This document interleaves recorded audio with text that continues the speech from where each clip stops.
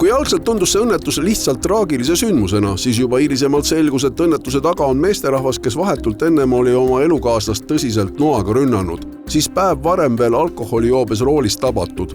Selle taustal rullus lahti muster, mis näitab, et 39-aastane Tarmo on pidevalt olnud nii perevägivalla kui ka alkoholitarbimise juhtumitega politsei huviorbiidis. Leidsime, et on suuri probleeme infovahetuses, et ka selle sündmuse puhul oli tegelikult meie politseinikud täitnud korduvalt lähisuhtevägivalla infolehte, seda oli täidetud 5 korral, oli teavitanud kohalikku omavalitsust, seda oli ka tehtud siis vähemalt 3 korral, aga mis sai sellest juhtumist edasi või kuidas selle isikuga tegeleti või kas sai toetust see pere, et see info meieni ei jõudnud. Sel aasta 16. aprillist kuni mehe hukkumiseni 30. oktoobril on politsei fikseerinud 17 erinevat temaga seotud juhtumit. Vaid juulikuus aset leidnud juhtumi puhul alustati kriminaalmenetlust.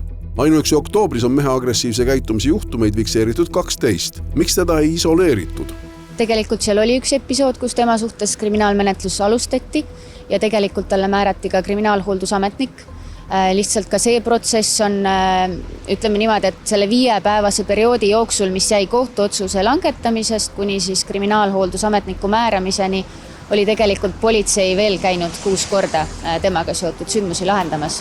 No raporti üldine tõdemus oli see, et politseipatrullide tasandil mingisuguseid erilisi rikkumisi ei avastatud. Küll on aga keeruline selliste isikute, kes on alkoholijoobes, on vägivaldsed näiteks psühhoneuroloogiasse ravile viia, sest nad on joobes ja seal haiglast neid lihtsalt vastu ei võetagi. Ja nii jääbki inimene võib-olla ööks kuskile plotte peale, hommikul on ta selles ringisse taas tagasi.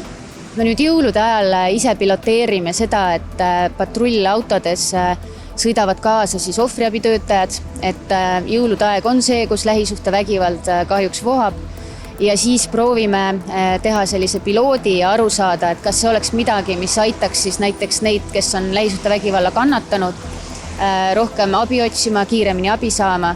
Kindlasti jääb politsei selle juurde, et täna seaduses ette nähtud viibimiskeeld, mis on 12 tundi, tuleb viia 72 tunnini, et ründaja saaks rahuneda ja ohveri lähedaselt piisavalt aega, et oma elu korraldada.